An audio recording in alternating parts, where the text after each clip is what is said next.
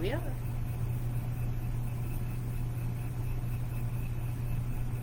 Are you We ready? gotta roll over, right? Yep, there we go. Hello, this is George. Hey, Bonnie. Aw. And this is Adonai Sanctuary Truth Classroom. We're coming from the motorhome. And we're in our old stomping grounds, the Quad Cities. But I have to tell you, this last week, studying was kind of difficult. Not that I didn't understand what I was studying, but I had to relate back to a couple of topics. Look at something that I read and studied this morning and yesterday and in past week. And come up with certain things that we have to, not should, but have to talk about. You ready? Yep. One more.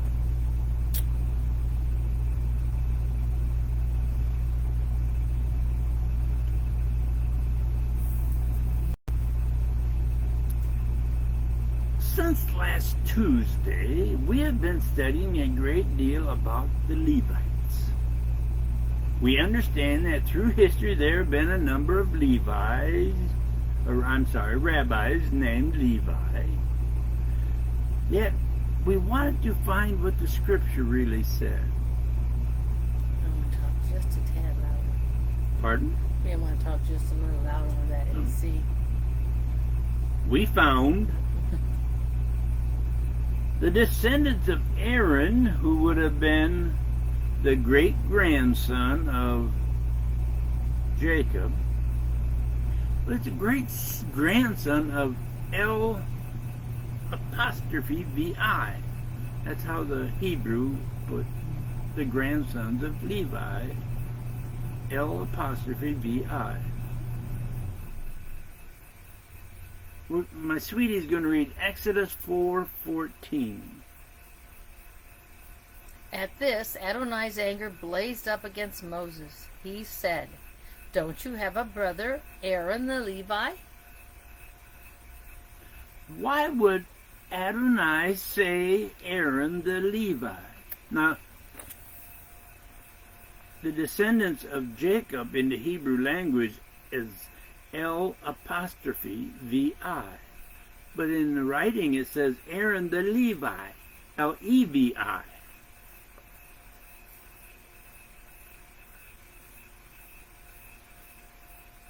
Check your internet connection.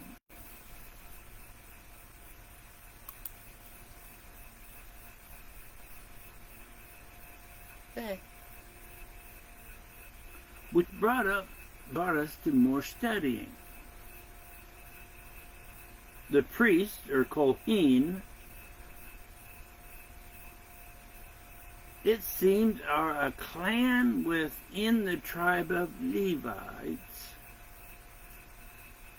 In some Hebrew synagogues,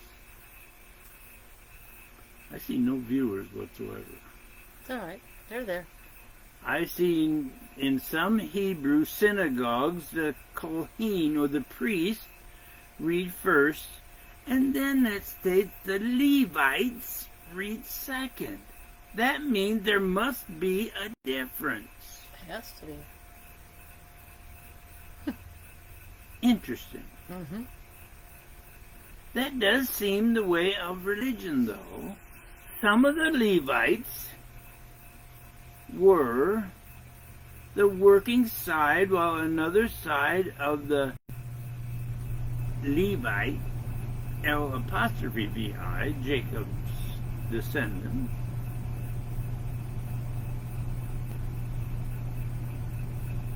were Kohen, or priests. While Exodus 4:14 it does state that Aaron was a Levi, L-E-V-I, a priest. Yet L apostrophe V-I means the son of Jacob. Hey, Ann. Hey, Tom. Neither one of you guys were showed up on our computer until just now. I hope you got the whole thing, because I'm not going over that again. All right. So it would seem that the brother Aaron was from the clan or from the group by which side he was originally from. Read Luke 10:30-32, please.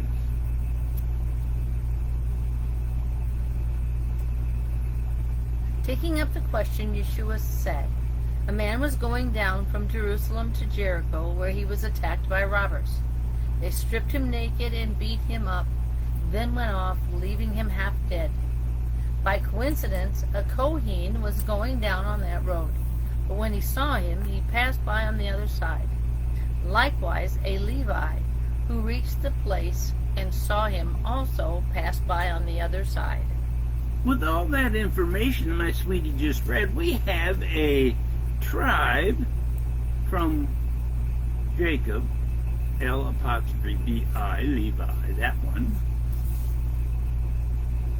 The Levite clan, and a Levi, Levi, like Aaron, a priest. But when you put all that together, it seems like there's three descriptions, like so many other, and are condensed in one English word, Levite, meaning all three. It makes one wonder how hard we must study this stuff to really understand biblical truth.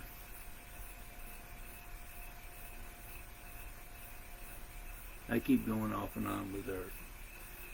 Is that how you see it, Tom? And Dave? Dave Henderson's on there too. Hey, Dave. Tom and Dave, do you see, are we going in and out instead of having a good connection? It's pretty good on our side, but We're not receiving it, we're sending it. When do you guys tell us if you're viewing it? Oh well. Not the all too often watered. Alright, now I'm going to have to go over that last sentence again. yeah, please. I'm hoping you people are getting this. One English word, Levite, means all three. It makes one wonder how hard we must study to really find biblical truth, not the all too often watered down version we are bombarded with, the feel-good message of today. Yes, what? Oh, he said, it's good now, but it had a couple of hiccups. So let's just Okay. keep right on going. Thank We're you, gonna guys. keep on going. I hope you get through the hiccups. Now, that was one topic that took quite a while of studying to find out that in the Hebrew real culture and studies and learning and language, they had three actual words that could be meaning a Levi. And Brown. I am. Okay. I'm glad she's done with her hiccups. I am that done I with her am. hiccups. Okay. This has nothing to do with the Levites, but this morning while studying, I started to think about the messages of today that the people get. And here is what almost all society, especially religious leaders and people, are. Well, read 2 Timothy 3:17, please. You want me to read 1 through 7? I'm sorry, 1 through 7. I missed the dot. That's okay.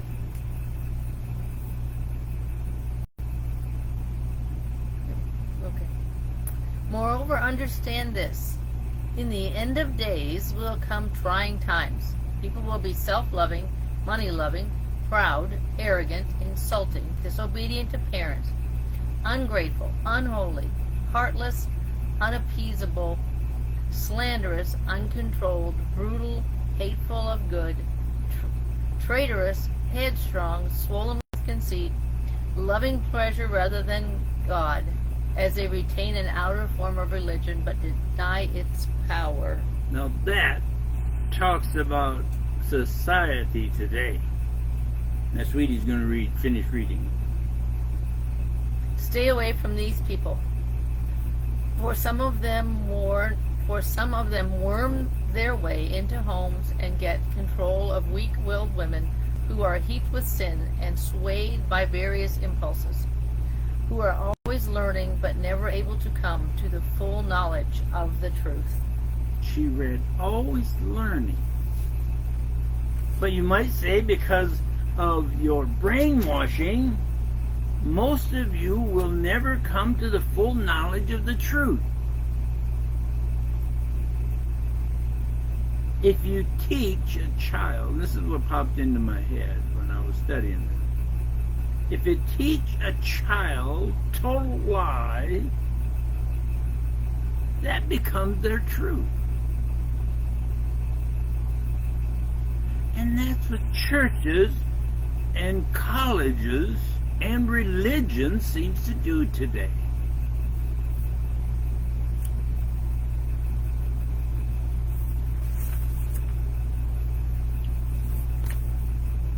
Stay with it, Carol. It'll pop back on. Maybe you can go back after she puts it on. What do you put it on? Well, Facebook or YouTube. YouTube or Facebook. Or get it without all the hiccups. Carol Simon is from Zephyr Hills. Yeah, she's from our park. Yep, she's in our park. Okay. Now we're going to go back to what we studied last week just a little bit. So you remember what we said about the Levites? In that time in history, no Levite were to be priests. Their job was to work for Aaron, and their job being the tabernacle. Mm-hmm. Because they were to serve Aaron. Now that's how we finished last week, but that's how we're starting this week on the talk.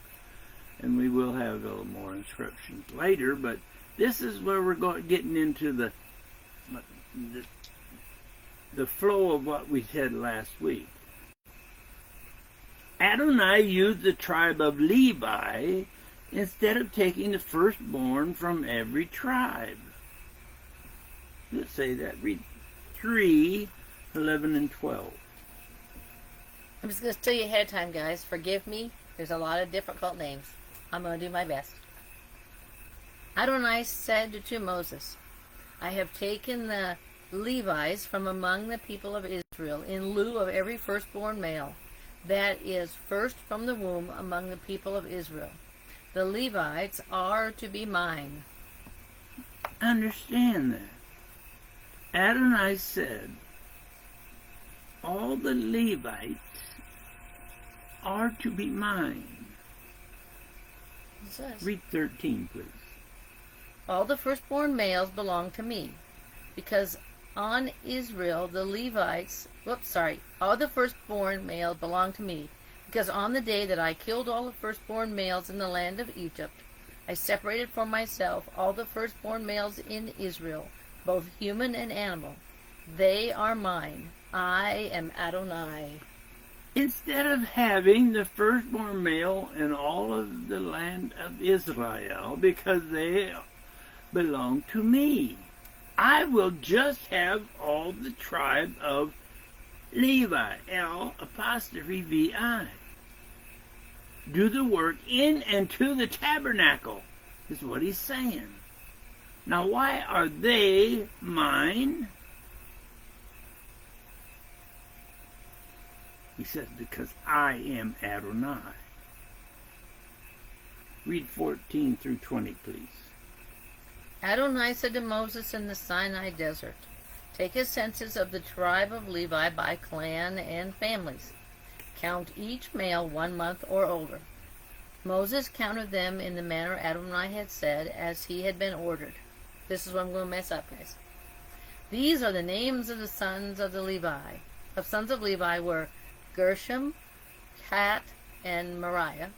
The names of the sons of Gershon were Livni and Shimei. They fathered their respective clans. Likewise, the sons of Kehat, Amram, Yitzhar, Hebron, and Uriah. And the sons of Moriah, Machli and Mushi.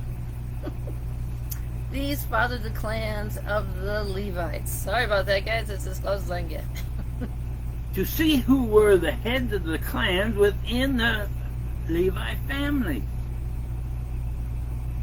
which was 7,500 males. What so unbelievable, you might say, is, well, read 21 through 23.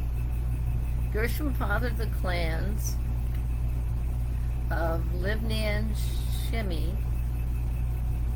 These were the Gershon clans. Of them, 7,500 males 1 month old and older were counted. The Gershon clans were to camp behind the tabernacle toward the west.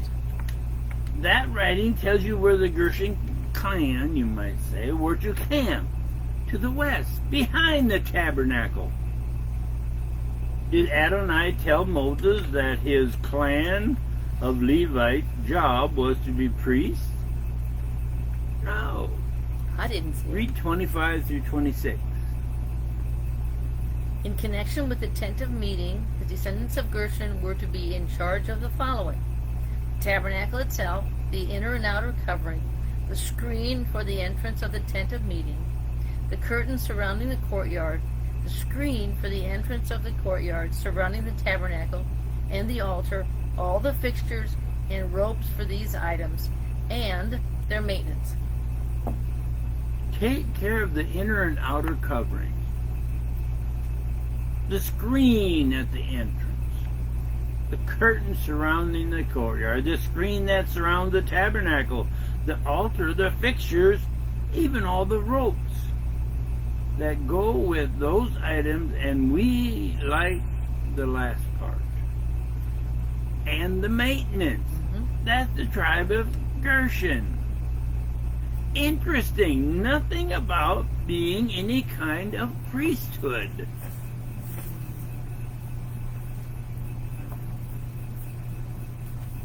The next one we learn is about Kahat. 328, please. Of them, 8,600 males a month old or older were counted. They were in charge of the holy place. Just 28, right? Mm-hmm. There were 8,600 males a month old and older, and they were in charge of the actual holy place. See, what you're doing is when you're studying this, you're finding out what each one clan's job was. It wasn't like they were all priests. It wasn't like the Levites had just the priestlyhood to be their background. They were in charge of certain things for the tabernacle. And it's written in the scriptures what each one was supposed to do.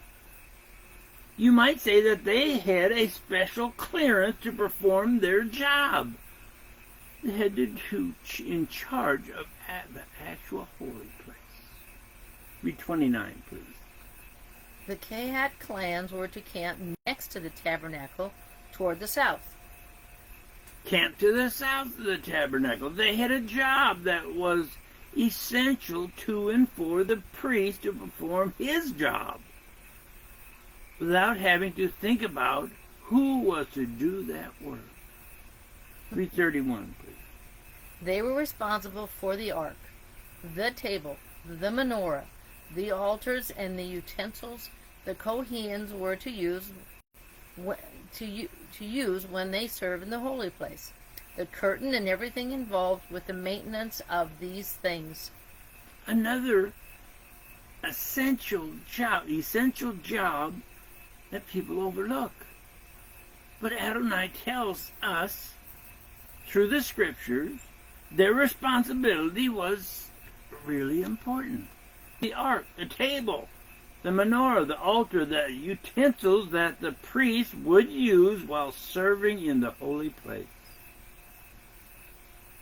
Keeping all those in working order, even the curtains themselves.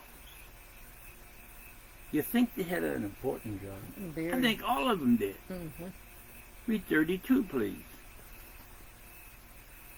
Eleazar, the son of Aaron, the Kohen, was the first among the chiefs of the Levites, and supervised those in charge of the holy place.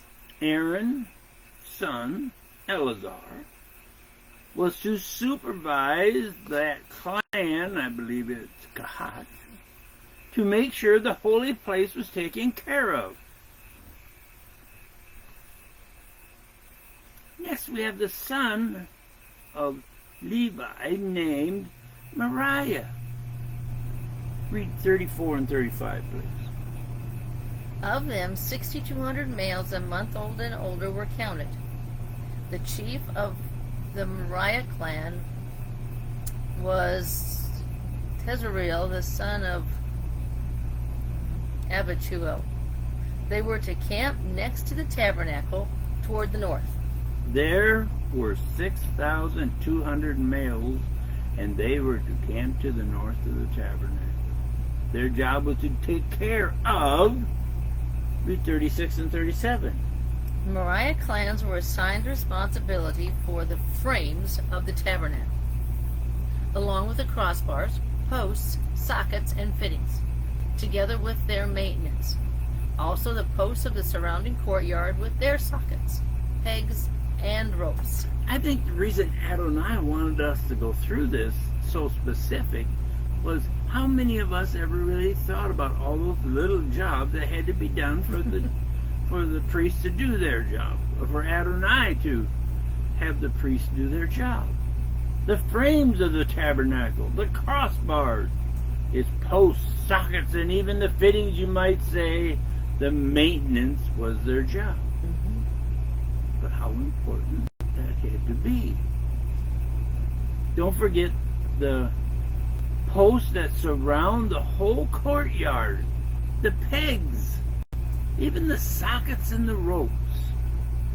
Essential, Yeah, needed, and important. extremely.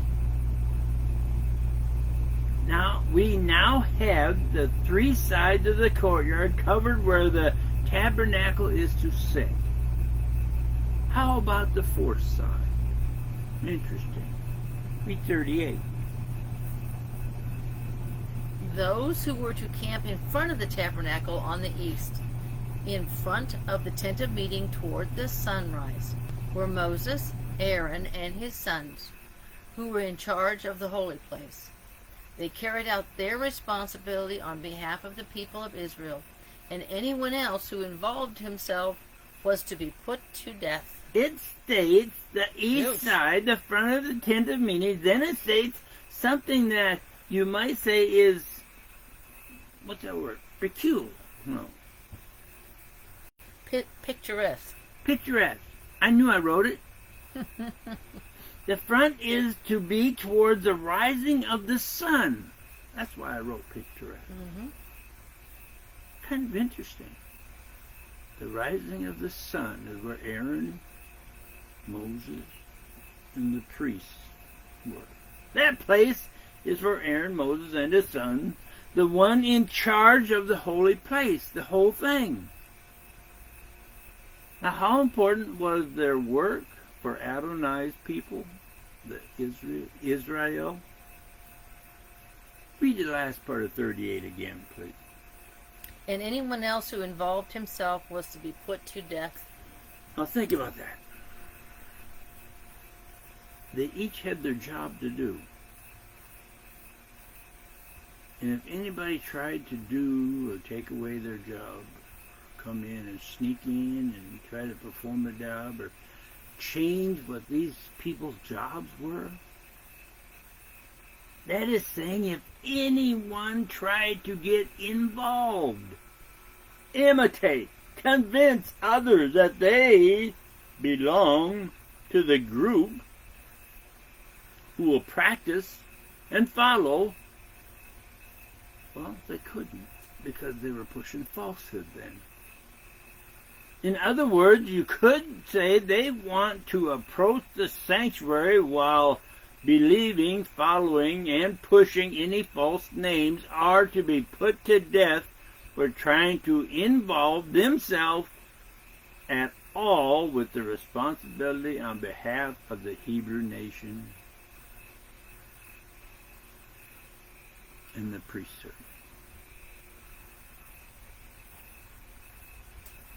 When we read 339, more than one thing drew our attention. Read 339, please. The total number of Levites whom Moses and Aaron counted by their clans, all the males, a month old or older, was 22,000.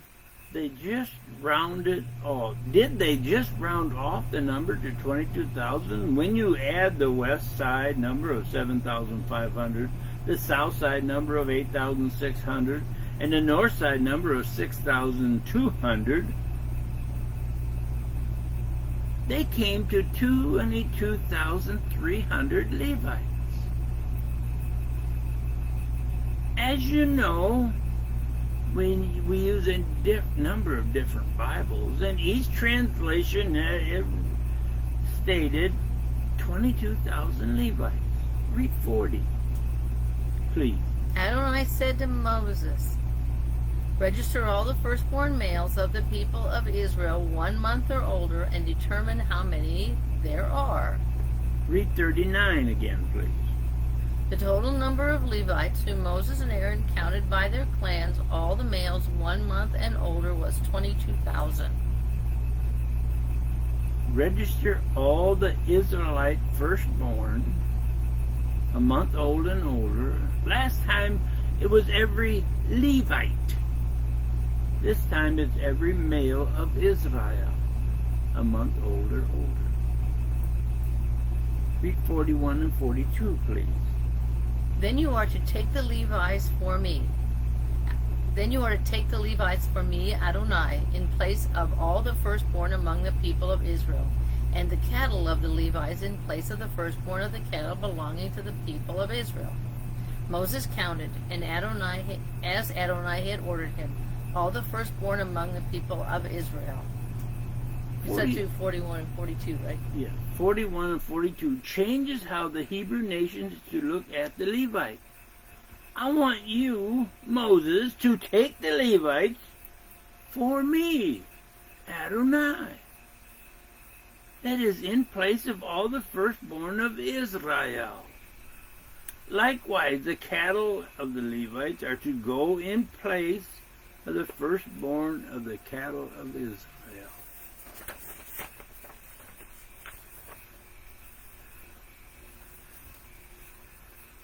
Moses did want what he was instructed to do by Adonai. He counted only the firstborn of Israel. Read 43, please. The total number of firstborn males registered, a month old or older, of those who were counted was 22,273. He did it take him a while to count. He did the counting, and their total was 22,273.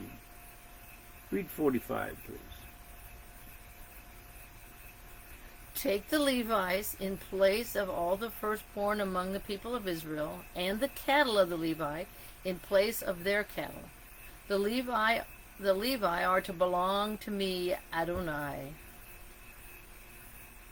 Did you understand that this time in history, when he's writing this, and they're living this, he's saying, take the Levites in place of all the firstborn, people and cattle. They now belong to Adonai. what you read, right? It says. Redeem the 273 more firstborn of Israel. Read 46 through 48, please. Since there were 273 more firstborn males from Israel than male Levites in order to redeem them, you are to take 5 shekels or 2 ounces for each of these. Use the sanctuary shekel, which equals 20 grahas. Give the redemption money for the extra people to Aaron and his sons through 48, right? Redeem those 273. Remember that 273 more than what had the other one. With 5 shekels each, and give the money to Aaron and his son. Moses did what Adonai instructed him to do with the money. Read 49, please. Moses took the redemption money from those who were over and above those redeemed by the Levites. The amount was 1,365 shekels. Since 5 shekels equal 2 ounces, those 1,365 shekels equal 546 ounces, or 34.125 pounds of silver or money. Give to Aaron and his sons. And he did. He did. Like Adonai commanded Moses, he did that. He did what he was supposed to do. How many people today do what we're supposed to do? We're stopping there. But see, the importance of what we already talked about in this one part is the importance of just not skimming over the scriptures. In that chapter, Adonai told Moses and Aaron and the Israelites exactly what their job was and what they were to do. Never really paid that much attention to it before. Never have. And this job was real specific. And it wasn't something, well, we'll do this week. We get bored, we'll do this other guy's job next week. No, they had a specific job to do. And it was important to each one of them. Now we got another little reading. Remember, I told you this was coming. It's important, so. You told them about it? I didn't tell you what it was about. I just said there was an important reading at the end they had to hang around for. Friday morning. My first thought Friday morning at 4 a.m. was,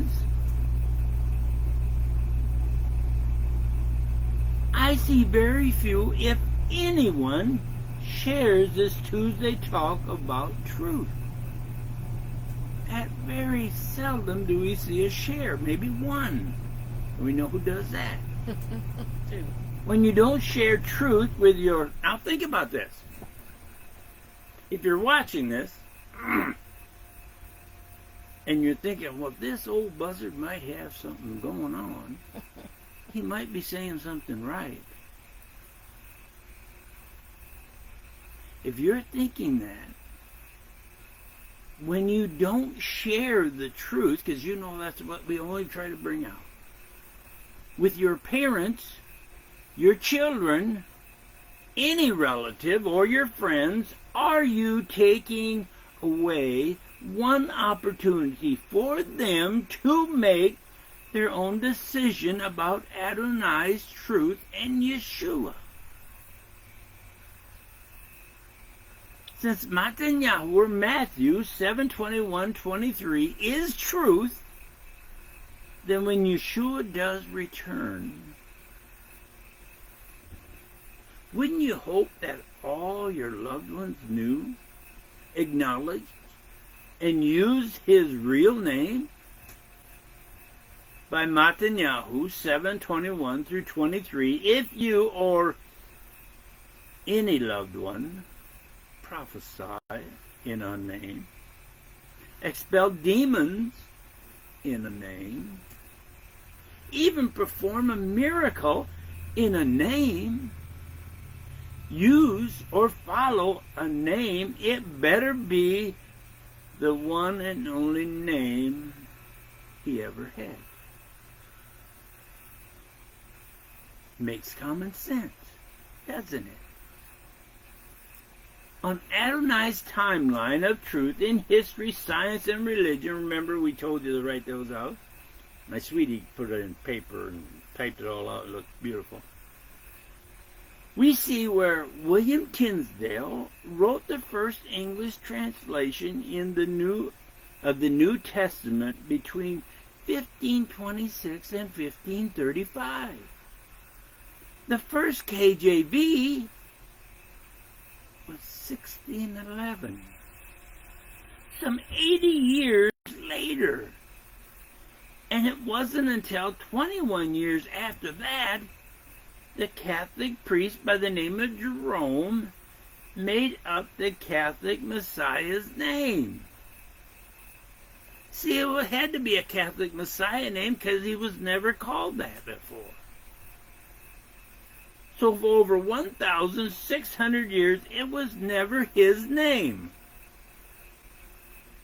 So by you, that's each individual, by you not sharing, are you taking away their opportunity for them to make their own decision. Therefore, by doing that, are you saying a false truth is all your loved ones really deserve? It's time to share this program and give the opportunity to others that you have had.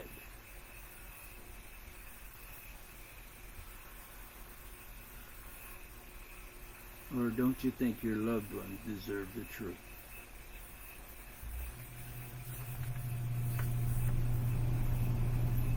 Now, we had lunch with two dear friends in Kentucky, and one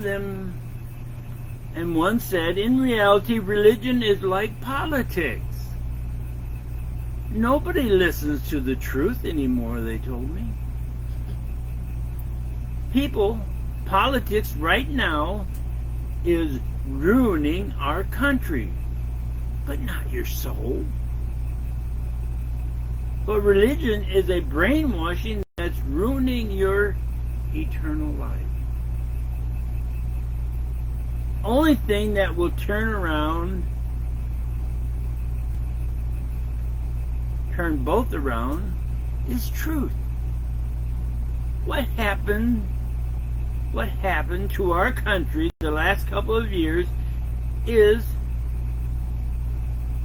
atrocious. And those don't hold a candle to what has happened and what has been the falsehood by preachers, priests, all clergy throughout the world. We can't tell you what to do. Don't want to. That's your responsibility. Yet billions upon billions have looked the other way. Put their heads in the sand, you might say, when it comes to truth. Why, I like how my preacher says it, and it flows and it makes me feel good.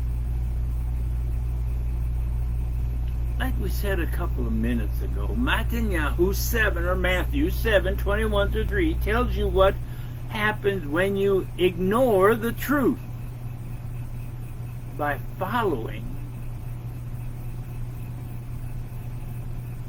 a worldly, feel-good message with possibly only a hint of truth, if any at all. We don't want this program to be an advertisement for our 2 books that tells you the truth about Adonai and his son Yeshua. But something better. Open your eyes to truth, or you need to buy a huge amount of fire insurance, which will be as useless as all that religious brainwashing of your past.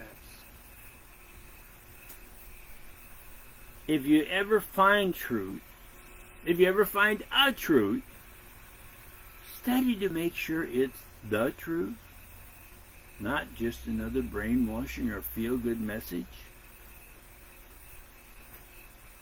By whitewashing the real fact that helps you in the first place. When and if you find truth, you will see the sad fact that religion has actually hampered, yes, hampered, your eternity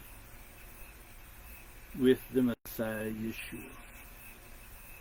When Yeshua does return, we all will be held accountable. We'll be held totally responsible. Let me repeat that. We will be held totally responsible for your here and now. Whether your life ended 1,000 years ago, or it ends today or tomorrow, it's your responsibility to find truth.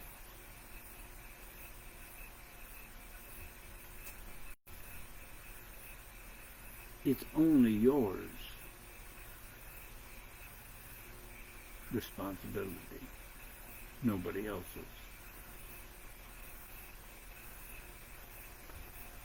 But remember what he said.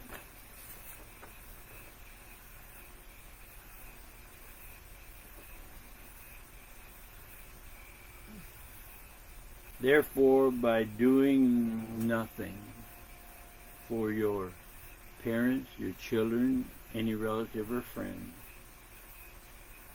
are you saying a false truth is all your loved ones really deserve?